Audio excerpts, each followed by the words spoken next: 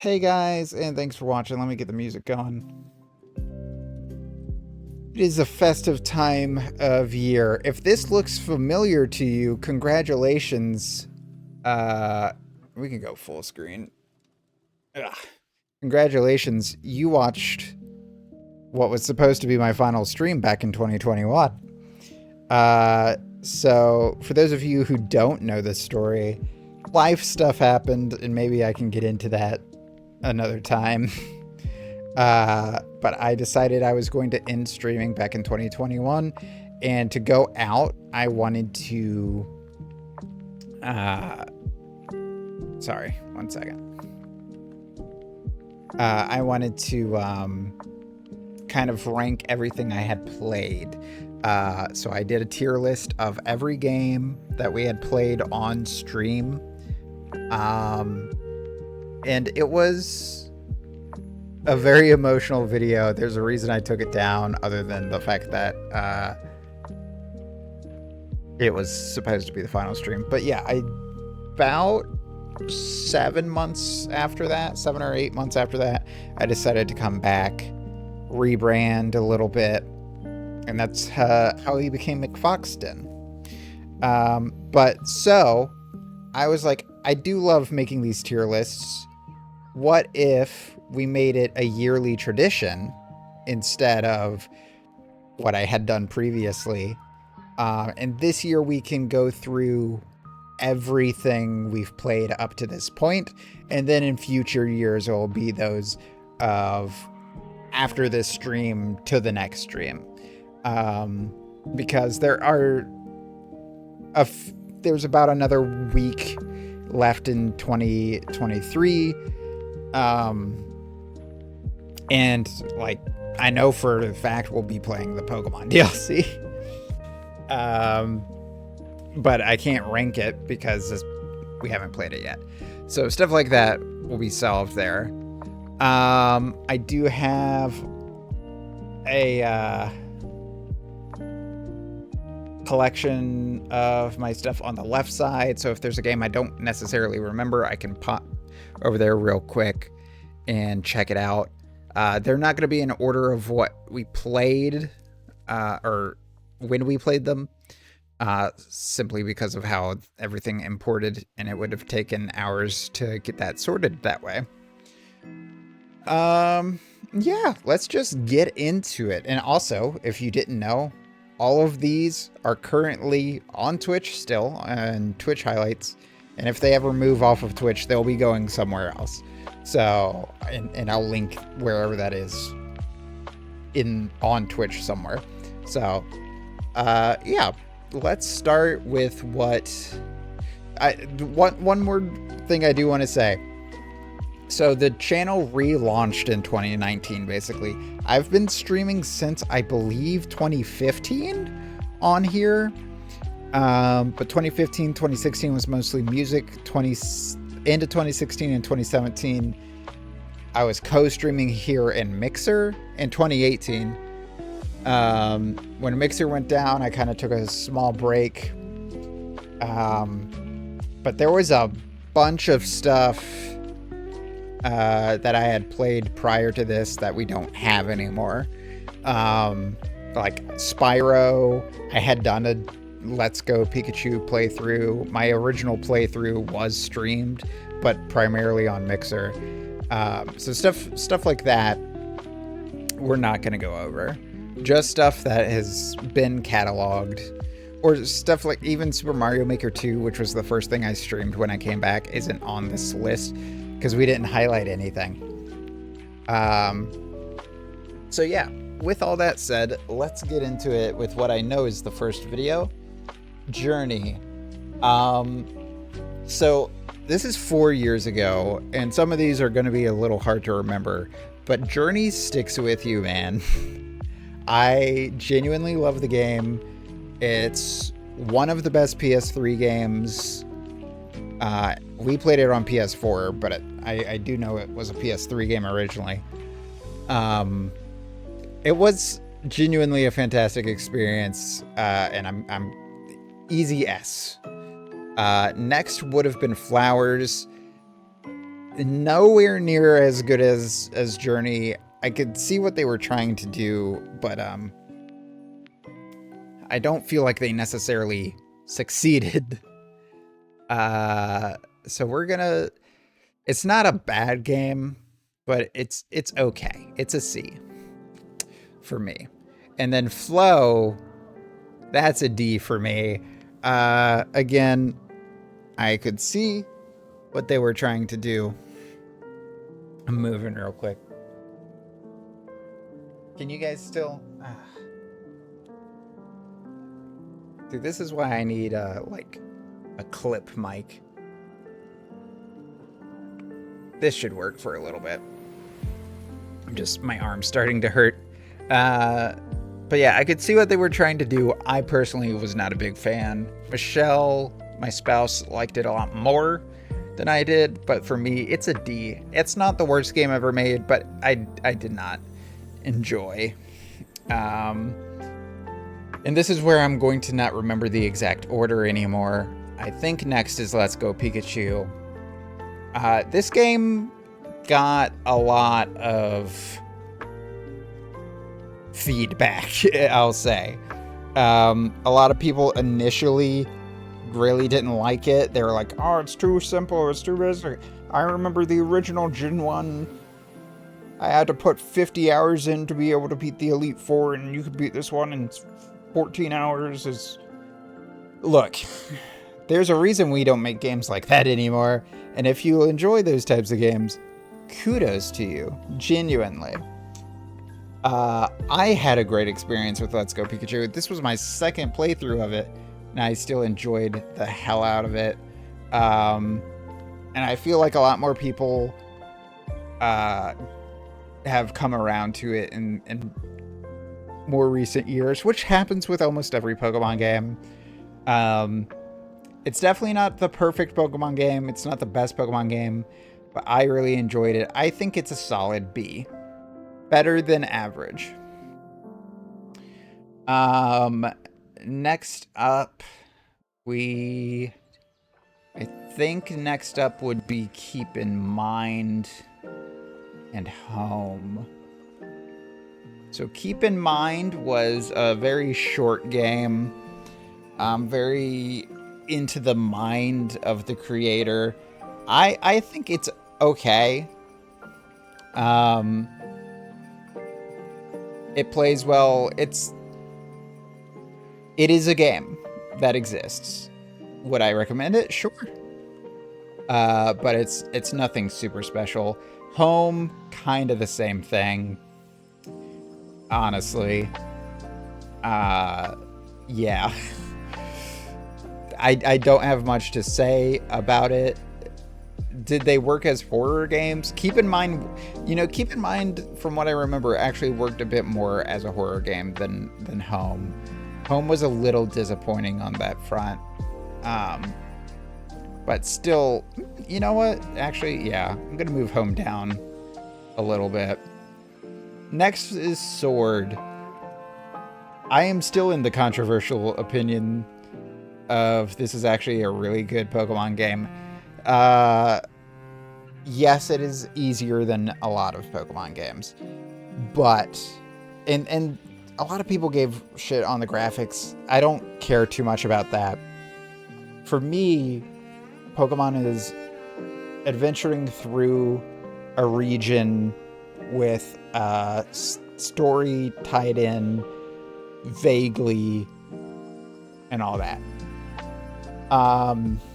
A lot of new Pokemon, a lot of the best Pokemon, honestly, came out of Gen 8. Toxtricity is amazing.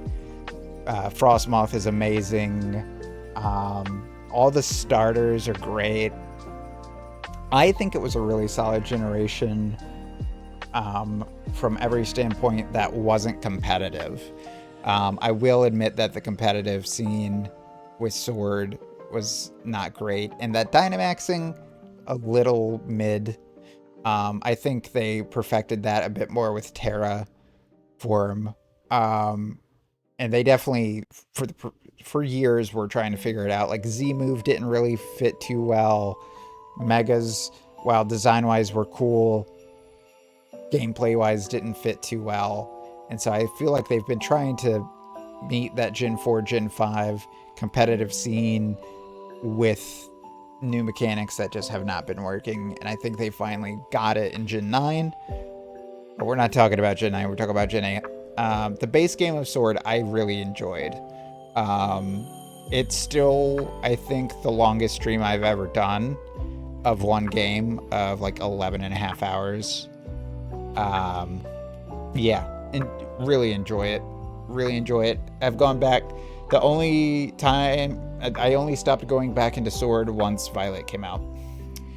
I believe next would have been Monster Prom. So Monster Prom is a B, a better than average game. The first Monster Prom, very simple, great game to play with your significant other. Very cute, very short. Is on almost every platform. Check it out now. Genuinely, I love Monster Prom. I think this might have been the first year we haven't gone back. We'll find out in the tier list. But me and my spouse wanted to make it a tradition of every year we play some sort of Valentine-ish game, and so far it's always been Monster Prom. I had a lot of fun with it, and it definitely, you can see, and this one for sure, I can't remember Monster Prom 2 too much, but some themes of things to come. Anyways, next would have been, I think, Reach.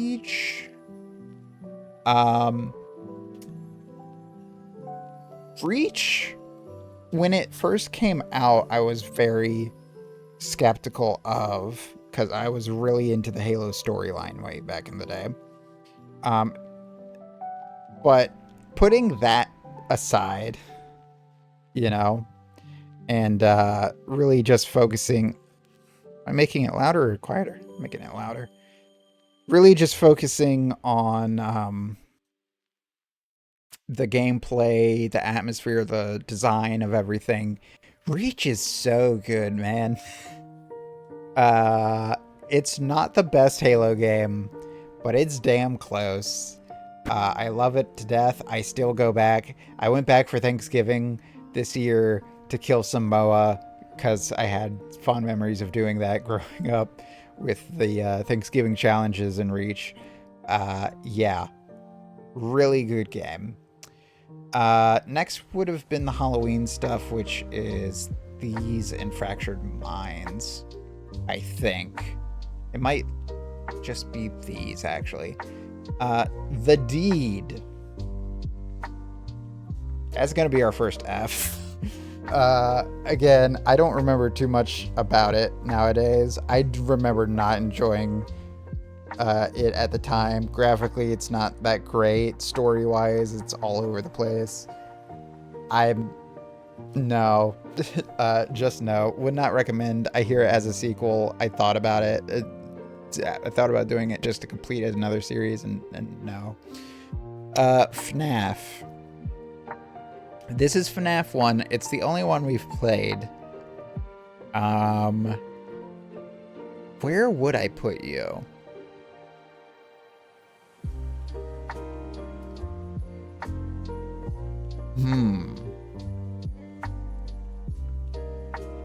I'll put you in B tier. Also, I don't do the thing of where I put the Bs against each other and which one's an actual better one. I should. Maybe we can clean up at the end and do that. But yeah, FNAF, it's not my type of game, which is why it's a bit of a struggle on where to put it. But I can see the uniqueness of it. I still feel like the first one, because I have played 2 and 3, I still feel like the first one is like the most charming of all of them. Yeah, I don't have too much to say on the series that hasn't been said a million times over. I doubt I'll ever go and play the rest of the games. Though, the one that came out last year that had all the rocker versions did genuinely look interesting. But yeah. Fractured Minds. Again, this is a C. It's in the same vein as Keep in Mind. I feel like it did a slightly better job than Keep in Mind. But it's still not anything amazing. I don't remember the full name of this one. And this is why I have the other page, so I can find this out real quick. If you just give me a second. Wow, we're actually getting these in order for the most part. Shikondo's Soul Eater. This is an A as well. It's near perfect bullet hell. The only thing that holds it back is the designs, which are cool, but not stream safe. I don't know how this video still hasn't been taken down. No, I had a fantastic time playing it. Would highly recommend. And in the same vein, Curse of the Moon.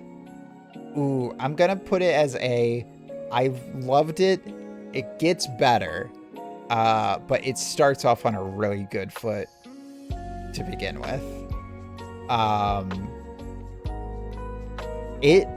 Bloodstained is what got me. So one, Shikondo genuinely is what reignited my love of bullet hell games that I had in my teen years. And you haven't played too many bullet hells on stream, but I would love to.